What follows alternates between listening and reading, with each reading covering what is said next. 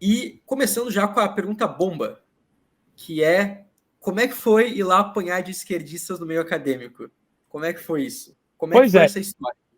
eu fui assistir um debate que deveria ocorrer naquele dia entre o Kim Kataguiri e a Sâmia Bonfim sobre educação.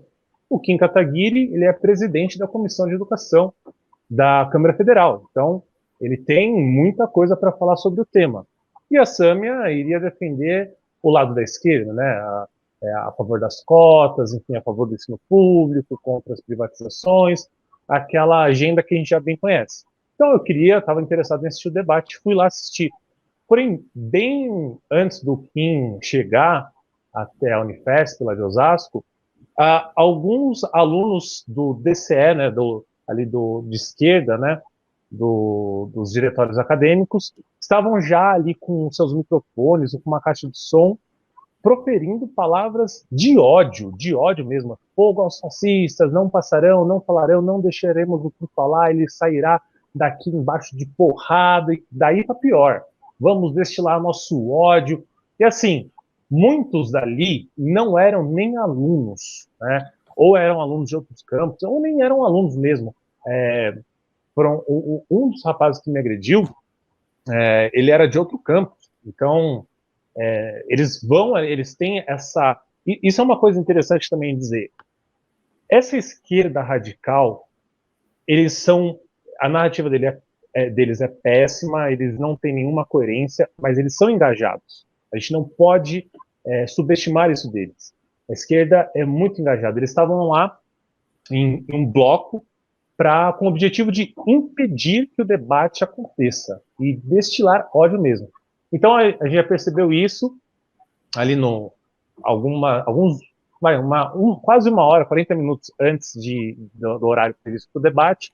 A Sâmia Bonfim, sabendo disso, nem foi uma suplente ali de deputado estadual, até esqueci o nome dela, não me recordo, uma pessoa que eu nunca tinha visto, mas foi ali em nome da Sâmia para representar o posicionamento de esquerda. O debate em si foi promovido pelo centro acadêmico, pelo diretório acadêmico, né, de economia. Estava dentro da grade curricular, ali que era a semana de palestras da economia. Então, todo dia tinha uma palestra diferente sobre um assunto diferente. E nesse dia seria o tema educação. Quando o Kim chegou, eles ficaram todos do lado de fora ali se preparando para entrar para impedir o debate. Quando eles entraram assim em manada, em bando, gritando, não deixando falar.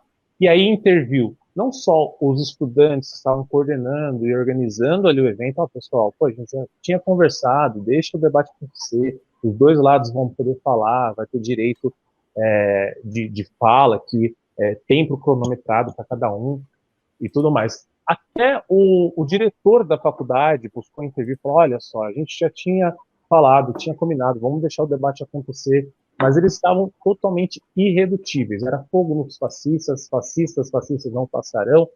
E olha só, eles estavam nos acusando de fascistas. Ok.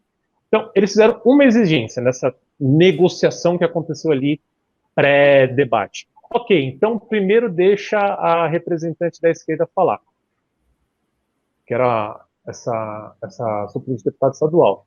E ela falou ali durante seus 20 minutos, sendo aplaudida pela galerinha ali da esquerda. E assim, é bom falar que eles eram os mais barulhentos, mas eles não eram os únicos que compunham ali a plateia. Tinha muita gente que às vezes nem concordava com quem eu ouvi depois lá fora, conversei com algumas pessoas, eles falaram: olha, eu nem concordo com todas as ideias do Kim, mas eu estava aqui para ouvir o debate, estava aqui pelo debate, eu queria ouvir as duas ideias, eu queria ver o contraditório acontecendo.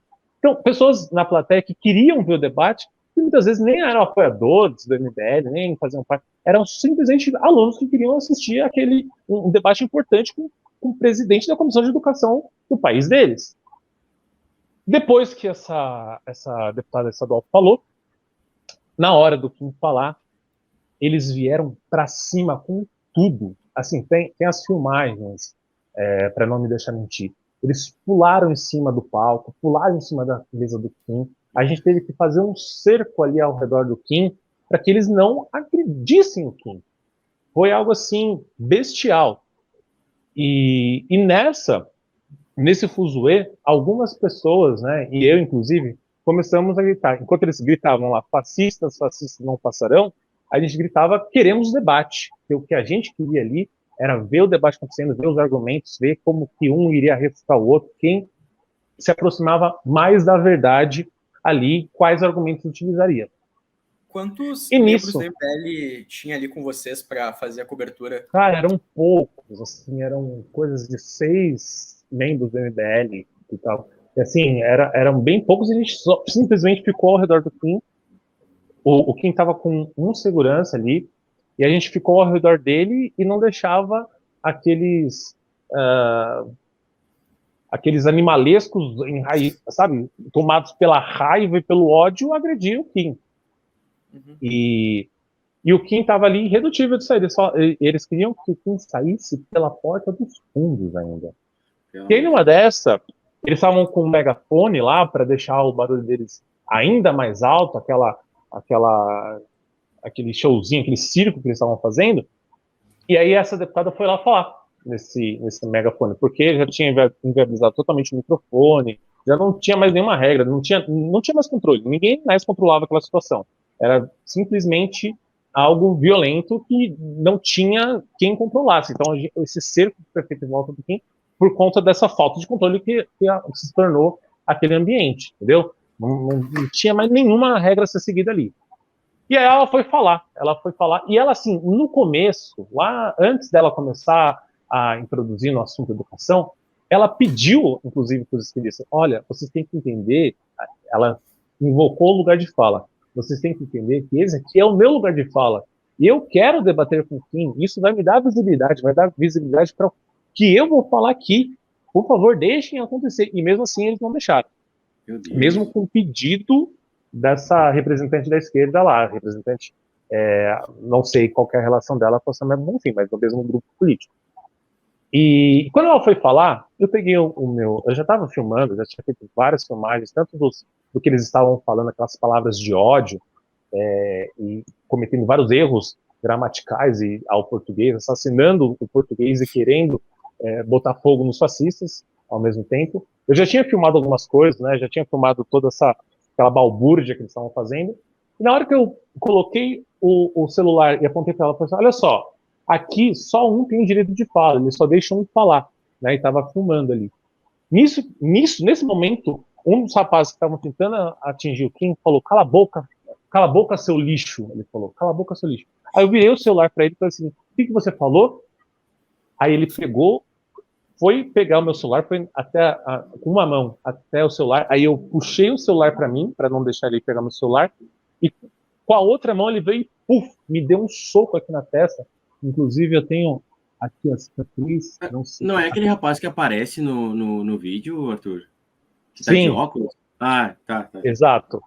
Aí ele pegou, foi tentar pegar meu celular. Assim que eu abaixei a mão para proteger o celular, ele veio e me deu um soco na testa. E ele estava com um anel e fez 2 cortes aqui na minha testa, né? Aí no momento, porque foi bem rápido, e um outro que estava atrás ainda jogou alguma coisa em mim, uma garrafa de água cheia, jogou em mim. E eles já tinham feito isso com o Kim, eles já tinham jogado uma garrafa de água cheia na direção do Kim, tentando atingi-lo e errou, inclusive. O Kim já tinha sofrido um atentado de uma garrafa de água jogada em direção a ele e um rapaz que tentou pular em cima dele, até aquele momento. Mas ainda não tinha ninguém ferido. Ali naquele momento que ele me deu soco, aí veio o pessoal que estava ali tentando separar, aí eu só virei e falei assim, sangrou? Tá sangrando? E passei o dedo assim. Quando eu passei o dedo e olhei, eu vi escorrendo um monte de sangue, falei, pô, não, realmente sangrou. Eu fiquei ali atento, porque assim, ainda eu estava ali ferido, sangrando, mas ainda estávamos numa situação ali de risco, principalmente porque o alvo principal, o objetivo deles era agredir o Kim, né? Eles me agrediram por eu estar ali expondo a hipocrisia deles. Mas o objetivo principal deles era o Kim. Então eu continuei ali. E aí nisso, eu ferido, e com o soco deles, o rapaz que, quando eu identifiquei, ele falou assim, foi aquele ali, já fizeram uma barricada, uma proteção nele, e ele sumiu, escapou, assim, saiu. ninguém conseguiu chegar até aquele rapaz para tentar tirar alguma satisfação, enfim, ou tentar identificar nada. Ele simplesmente foi protegido pelo grupo, se juntou em volta dele e fizeram uma barricada praticamente para ele sair, né? Um cordão ali corporal. E saíram pela porta da frente. Ele saiu pela uma porta lateral ali e sumiu, deu um chá de sumiço aquele cara, o cara que agrediu.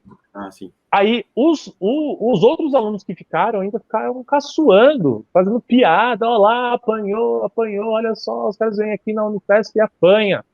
Ou seja, eles estavam nos chamando o tempo todo de fascistas, que nós éramos fascistas, que nós éramos contra minorias, mas eles tiveram uma ação totalmente alinhada com o que é fascismo. Eles não aceitaram a presença do Kim em uma universidade, eles não aceitam a existência de ideias divergentes, eles não aceitam o debate, eles não aceitam nada que fuja daquele campo totalmente doutrinário, ideológico e dogmático deles. Então, isso para mim, e ali eu vivi na pele isso, né? É diferente você saber que existe e você viver na pele. Eu vivi na pele que essa esquerda que nós temos, essa esquerda radical, ela é totalmente fascista. E ela faz aquela máxima que é acuse-os do que você é. Né? Faça aquilo que você denuncia que eles fazem. Então, exatamente isso que eu vi ali, algo assim, claro, marcado na minha pele, marcado na minha testa, inclusive. Tu falou que tu viveu na pele isso, tu fez parte de alguma militância durante a faculdade? Eu não sei se tu fez faculdade, mas tu já tinha passado por uma situação, não digo parecida, mas tipo esse confronto acadêmico com a esquerda? Não, na faculdade eu não cheguei. Eu participei da política acadêmica, né? Ainda bem, graças a Deus, não cheguei a ter nenhum ato de violência ou sofrido nenhum ato de violência na política acadêmica na faculdade. Eu fiz PUC, né? Inclusive, isso eu relato na primeira aula, na apresentação ali da Academia MBL. Eu estou dando a aula de Teoria Geral do Estado e Fundamentos do Direito Público na Academia MBL. Quem for aluno vai ter a oportunidade de assistir as minhas aulas sobre direito, teoria geral do Estado, enfim, aprofundar mais em relação a isso. E ali na primeira aula, na apresentação, eu falo exatamente isso.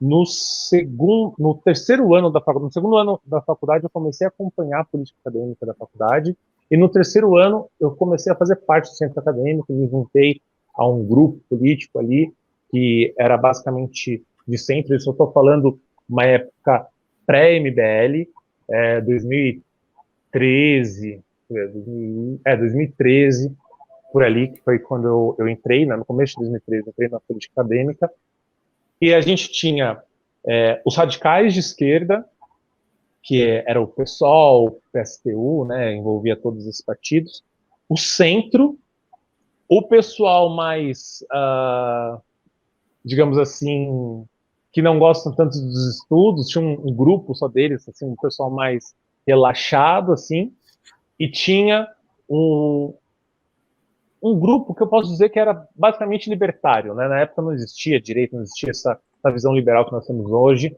Existia, na época, a direita era o quê? Levi Fidelis, era Enéas, né? E tinha um grupo ali de teóricos libertários. E a gente estava nesse grupo de centro. Inclusive, eu sou contemporâneo a Isa Pena na faculdade de Direito. Ela é um ano mais velha do que eu na faculdade, né? Eu estava no terceiro ano, me envolvendo na política acadêmica, ela já estava no quarto e já praticando a política acadêmica na faculdade há mais tempo. Então, eu vi bastante das malícias ali da esquerda, do modo operandi deles, né? Algumas das coisas, por exemplo... Qual era o grupo? Ela participava de esquerda radical, com certeza. Esquerda radical, mas fazia ou era daquele que diz que vai fazer? Sabe o que ela fazia? Não... Eu tenho que tomar cuidado aqui com as palavras que eu vou usar para não... Mas olha só... Mas pode falar. Os advogados do MBL são bons. Eu tenho que tomar cuidado. Olha, existia um grupo ali na faculdade que se dizia de um grupo feminista, né? E eles faziam encontros para relatar casos de abuso que essas feministas sofriam. Então, elas jogavam na roda ali os casos de abusos que elas vivenciavam para apontar quem eram os abusadores da faculdade, o que iam fazer, não sei o quê, e cultuar as ideias feministas delas. E, supostamente, posso dizer assim, muitas pessoas, opositores políticos que nunca tinham feito nenhum tipo de abuso em relação a nada, sofreram ali os primórdios do cancelamento nessa roda feminista que elas faziam. Então, uma dessas pessoas aí, uma delas do grupo ali, falava algo inverídico contra uma pessoa para tentar queimar a reputação daquela pessoa como abusador, sem nenhum tipo de prova, sem nada. Era só um grupo que não levava essa denúncia à frente, não fazia boletim de ocorrência, nada. Só ficava ali e fazia má fama daquela pessoa. Inclusive, uma vez, curioso, né? Lembrei agora. Eu presenciei uma cena bastante peculiar na Faculdade de Direito. A PUC tinha um costume, não sei se tem até os dias de hoje, mas que acabava o horário de expediente da faculdade. A PUC São Paulo é uma faculdade privada, mas acabava o horário de expediente da faculdade, então não tinha mais funcionários da faculdade, não tinha mais nada, mas os centros acadêmicos continuavam abertos e festas rolavam noite adentro, mesmo sem ninguém na faculdade, mas ali no espaço da faculdade era ocupado, e rolavam essas festas. E eu nunca não tinha participado muito, mas umas vezes eu falei, não, deixa eu ir lá ver como que são essas festas, né? Como que é essa festa daí? E aí eu tava lá nessa festa, e no meio, assim, de todas as pessoas, uma moça resolveu tirar a blusa, tirar o sutiã, tirar tudo, e ficar com os seios à mostra, né? Achei peculiar, já aí. Aí eu vi Aí tu forçou, hein? E ela passava, assim, tranquilamente, né? E aí, um rapaz, um homem, foi elogiar a atitude dela. Ele chegou e falou assim, parabéns, eu admiro aí a sua atitude, a sua coragem, o que você está fazendo. Não conheci esse rapaz, mas ele foi elogiar essa atitude.